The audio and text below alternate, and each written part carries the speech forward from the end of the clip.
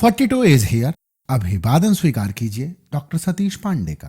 बालों का बेवक्त पकना या झड़ना किसी की भी नींद उड़ा सकता है। थोड़ी देखभाल से कोई भी अच्छे बाल पा भी सकता है। भारतीयों के बाल गिरने की एक प्रमुख वजह है कुपोषण। बिना कारण समझे हम अपने बालों को गिरने से बचाने के लिए तमाम तरह के हेयर केयर प्रोडक्ट्स जिनमें खतरनाक रसायन मिले होते हैं उनका इस्तेमाल करना शुरू कर देते हैं। जबकि बुद्धिमानी यह है कि आपको सबसे पहले बालों के गिरने का कारण समझना चाहिए और उसी के अनुसार अपने हेयर केयर प्रोडक्ट्स खरीदना चाहिए। मैंने बाजार में मिलने वाले कई ऐसे प्रोडक्ट्स जो ये क्लेम करते हैं कि उनके इस्तेमाल से हेयर फॉल कम होगा, ऐसे प्रोडक्ट्स को बहुत सारे लोगों पर 2 से 5 महीने तक टेस्ट करके आपके लिए ऐसे वीडियोस बनाने का प्रयास किया है जिससे आपको फायदा हो।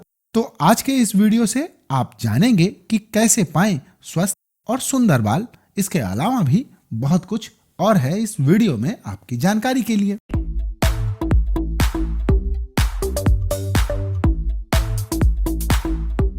किसी के भी रोजाना 50 से 100 बालों तक का गिरना सामान्य है। सुबह तक ये पर 4 से 5 बालों का मिलना चिंता की बात नहीं है, लेकिन अगर हर जगह बाल गिरते नजर आए तो समस्या जरूर है। बालों का बेहद पतला हो जाना भी चिंताजनक है। बालों के मामले में महिलाएं पुरुषों के मुकाबले खुशनसीब होती हैं क्योंकि उन्हें गंजापन कम झेलना पड़ता है। बच्चे के जन्म के बाद व मीनोपॉज के बाद बालों के गिरने की परेशानी अक्सर हो जाती है, लेकिन समय के साथ वह अपने आप ठीक भी हो जाती है। तो आइए सबसे पहले बात करते हैं कि बालों के झड़ने की वजहें क्या हैं। कुपोषण, जिसमें शामिल है आयरन व विटामिन डी की कमी, डाइटिंग, इन्फेक्शन और डैंड्रफ, प्रदूषण और तनाव, कलरिंग और स्ट्रेंथनिंग, रिबाइंडिंग, आयरनिंग, डिलीवरी के बाद कैंसर, टीबी, टाइफाइड जैसी बीमारियां, कोलेस्ट्रॉल घटाने वाली दवाएं, पार्किंसन, अर्थराइटिस व अल्सर के इलाज में दी जाने वाली दवाएं। इसके अलावा विटामिन ए से बनी कुछ दवाओं और हाई ब्लड प्रेशर रोकने वाली बीटा ब्लॉकर दवाओं और एंटी थायराइड एजेंट की वजह से भी बाल झड़ने शुरू हो जाते हैं। अगर आपको इनमें से कोई परेशानी है तो आपको हेयर केयर प्रोडक्ट्स खरीदने से पहले डॉक्टर से सलाह लेनी चाहिए। अब आइए बात करते हैं कि बालों को स्वस्थ और सुंदर कैसे बनाएं। भारत में 33% विवाहित महिलाएं और 28% पुरुष बहुत दुबले पतले हैं, यानी उनमें आयरन की कमी है। और जब बात कुपोषण की होती है तो इसका अर्थ सिर्फ दुबला पतला होना ही नहीं है। ऐसे लोग जो भोजन में अपर्याप्त विटामिन या खनिज का सेवन करते हैं, साथ ही अधिक वजन से भी पीड़ित हैं, वे लोग भी कुपोषित हैं। भारत में 15% महिलाएं और 12% पुरुष अधिक वजन और मोटापे से जूझ रहे हैं। भारतीय महिलाओं में 57% से ज्यादा में खून की कमी यानी लो हीमोग्लोबिन लेवल और 76% में विटामिन डी की कमी होती है। अगर आपको भी बालों संबंधी कोई समस्या है तो आपको अपने डॉक्टर से तुरंत संपर्क करना चाहिए। साथ ही खाने पीने का भी ख्याल रखना चाहिए। अगर आप अपने भोजन में गहरे हरे रंग की पत्तेदार सब्जियां, दूध, chicken, fish, liver, kidney, soybean, beans, साबुत अनाज, दालें, संतरे का रस, आंवला, नींबू, टमाटर, सी फूड्स, नट्स, काजू, बादाम, चीज, डेयरी प्रोडक्ट्स इत्यादि शामिल करें तो आपके बाल मजबूत होंगे। और साथ ही आप nutrition rich Kapiva hair care juice का भी इस्तेमाल कर सकते हैं। इसको बनाने के लिए आंवला, नोनी, अश्वगंधा और भृंगराज का उपयोग किया गया है। इसके उपयोग से आपके बालों के गिरने की समस्या कम हो सकती है। तनाव या स्ट्रेस के कारण जो हेयर फॉल होता है उसे आप आसानी से अश्वगंधा के उपयोग से दूर कर सकते हैं, क्योंकि अश्वगंधा की एंटी स्ट्रेस प्रॉपर्टीज ऐसा करने में सक्षम है। साथ ही इसमें मिला आंवला बालों को मजबूत बनाने के लिए बहुत ही उपयोगी है। इसीलिए आंवले का उपयोग कई सारी आयुर्वेदिक औषधियों में प्रचुरता से किया जाता है। इसके साथ ही यह आपके रक्त को शुद्ध करता है, जिससे असमय बाल पकने की समस्या कम होती है।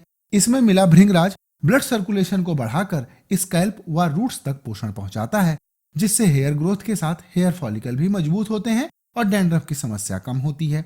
आयुर्वेद में भृंगराज को बालों को काला बनाए रखने वाला औषधि माना गया है। साथ ही नोनी प्राकृतिक रूप से ब्लड सर्कुलेशन को बढ़ाकर बालों को मजबूत करता है। कपिवा हेयर केयर जूस की सबसे अच्छी बात है कि इसमें कोई आर्टिफिशियल स्वीटनर और रिफाइंड शुगर के अलावा आर्टिफिशियल टेस्ट इनहेंसर का इस्तेमाल नहीं किया गया है। इसके उपयोग से आपको वो प्रमुख पोषक तत्व मिलते हैं जो बालों को स्वस्थ और सुंदर बनाए रखने में इस्तेमाल किए जाते हैं। कपिवा के हेयर केयर जूस का इस्तेमाल दिन में 2 बार कुछ खाने के बाद आपको करना चाहिए। पहले 15 दिन 15 ml और बाद के 15 दिन में 30 ml हेयर केयर जूस दिन में 2 बार स्वाद अनुसार पानी के साथ मिलाकर इस्तेमाल करना चाहिए। पर ध्यान रखिएगा कि इस्तेमाल करने से पहले बोतल को अच्छी तरह हिला जरूर लीजिएगा। और कपिवा के हेयर केयर जूस का इस्तेमाल आपको खाली पेट नहीं करना है। अच्छे परिणामों के लिए आपको इस हेयर केयर जूस का सेवन 2 से 5 महीने करना चाहिए और इतने समय उपयोग के लिए आपको 2 हेयर केयर जूस का पैक खरीदना चाहिए। ऐसा करने से आप 1000 रुपए का जूस 749 रुपए में ही खरीद सकते हैं। कपिवा के हेयर केयर जूस को मैंने लगभग 10 लोगों को इस्तेमाल करने के लिए कहा और जिन्होंने भी उसका इस्तेमाल किया उनमें से अधिकतर लोगों को फायदा हुआ है, इसीलिए मैंने आपको यह प्रोडक्ट रिकमेंड किया है। और आइए अब बात करते हैं हेयर फॉल संबंधित कॉमन मिथ्स और फैक्ट्स क्या हैं। बहुत सारे लोगों को लगता है कि जल्दी जल्दी बाल धोने से बाल टूटते हैं, जबकि असलियत यह है कि सिर को गंदा रखने से बाल ज्यादा झड़ते हैं, जबकि नियमित रूप से शैम्पू करने से आपके बाल गिरने कम होते हैं। जो लोग ज्यादा खुले में नहीं जाते यानी ज्यादातर एसी में रहते हैं वे हफ्ते में 2 से 3 बार शैम्पू करें, और जो लोग बाहर काम करते हैं या जिन्हें पसीना ज्यादा आता है उन्हें रोजाना बाल धोने चाहिए। इसके अलावा कॉमन मिथ बहुत सारे लोगों को है कि एक्स्ट्रा प्रोटीन वाले शैम्पू या लोशन बेहतर होते हैं। कई शैम्पू एक्स्ट्रा प्रोटीन होने का दावा करते हैं। इसी तरह के प्रोटीन युक्त सीरम भी मार्केट में मिलते हैं। बाल धोने के दौरान शैम्पू का प्रोटीन बालों के अंदर नहीं जाता। इसका काम केवल बालों की बाहरी सतह यानी क्यूटिकल्स को साफ रखना होता है। बालों को प्रोटीन की जरूरत है, लेकिन वह खुराक से मिले, यही आपके लिए फायदेमंद है। अब आइए बात करते हैं अगले भ्रम के बारे में कि कंडीशनर लगाने से बालों को नुकसान होता है। शैम्पू करने के बाद बहुत से लोग कंडीशनर नहीं लगाते। उन्हें लगता है कि इससे बाल कमजोर हो जाएंगे, जबकि यह गलत है।